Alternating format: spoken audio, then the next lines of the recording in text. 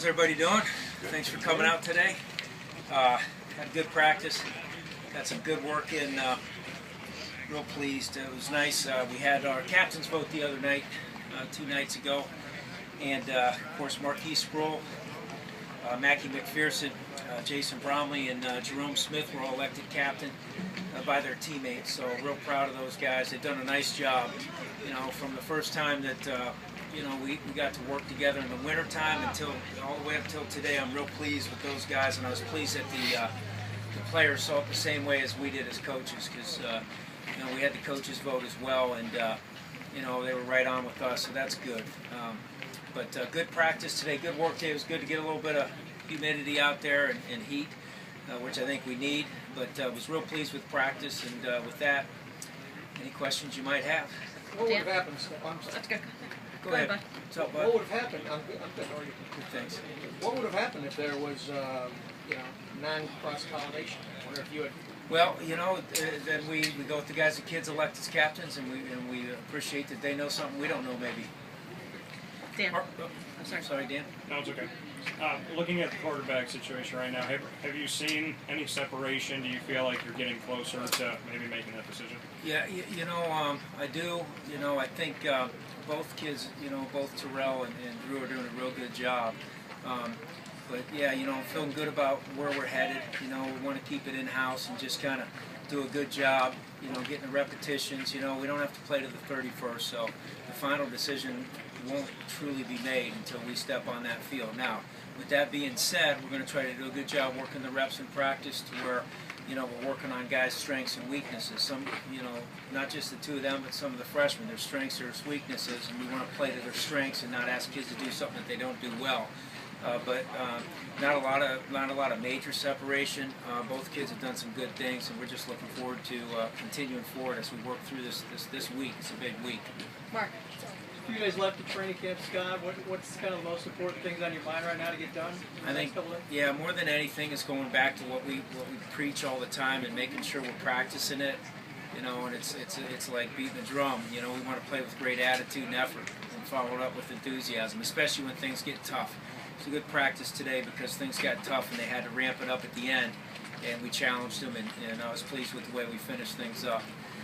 And then getting back to controlling the controllables. We spent a lot of time in the evening meetings with the kids, putting on different examples from the NFL over the last 10 years of good plays, bad plays, poor mistakes, selfish plays. Last night we took a look at selfish penalties, and we went back to a few games over the years where teams lost the game because of a selfish penalty. And then we looked at other situations that could come up in 2-minute situations, when to take a timeout, when to get a chuck it in the ground and then stop the clock.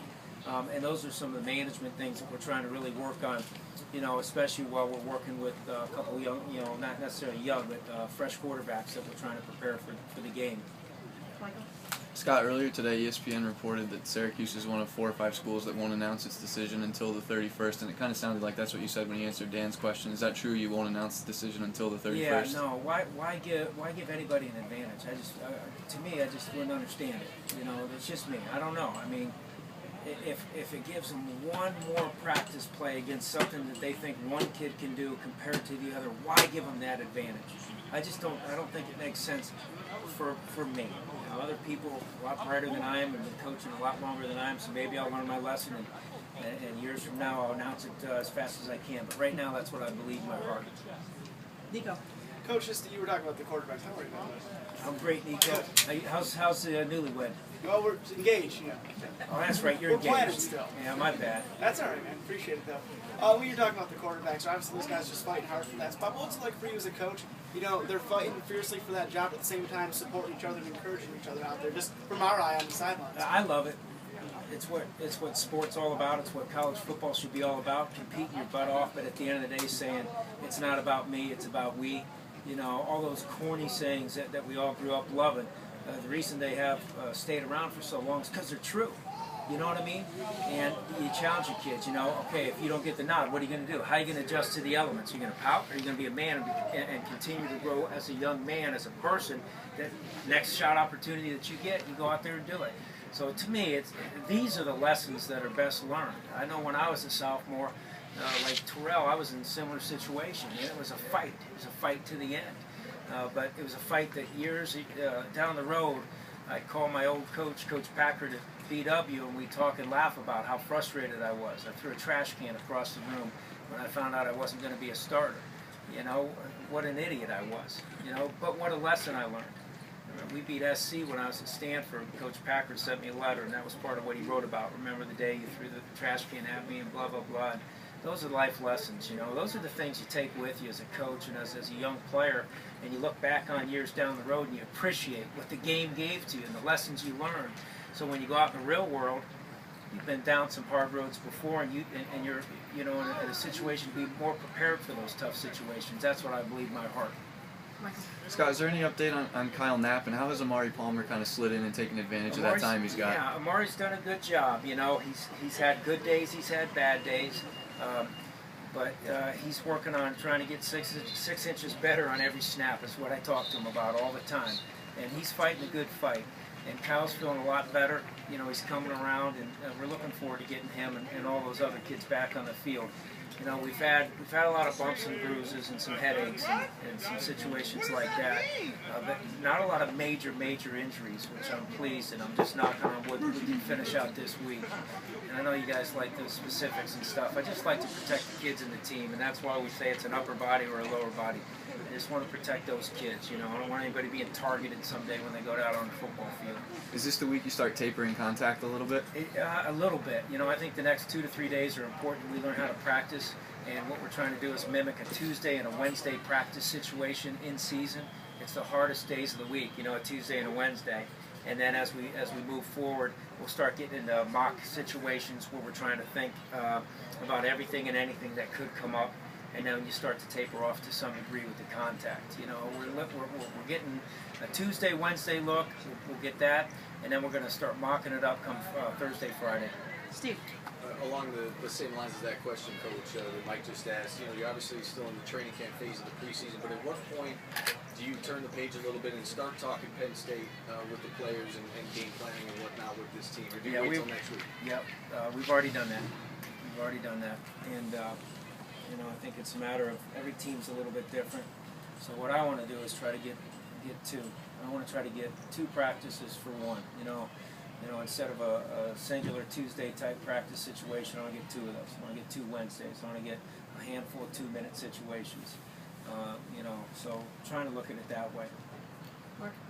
Coach, going back to that too, with a few days left in camp, how many other positions besides quarterback are you looking at right now? Do you wish you had more time? Is this coming? You always wish you had more time, and you always wish the game was tomorrow. It's part of the life of a coach. You can't wait for it to get there, and you wish you could start all over again at the same time. So, you know, everybody's going through the same thing. We have position battles, we have depth battles, we have a lot of position battles in the kicking game. We're really trying to amp up our kicking game. You know, we're challenging as many kids as possible to see if they could be 3 core special teams players. And if they are, we're going to treat them like starters. You know, you have offensive starters, you have defensive starters, and you get a guy that can play in 3 core kicking games and be productive. He'll play more than a backup wide receiver or a second tight end. And I think it's important. You know, we're trying to think outside of the box of some of those things. And the kids, we got a lot of good battles going on right now. The good thing is we've been stumped in a couple situations with who to start on a punt team, who to start on a cover team, because we think 3 or 4 guys are really close. And, you know, what will end up happening is when you get into the game situation, you'll see who makes plays and who doesn't, because you can't go live in some of those situations. It just wouldn't be prudent.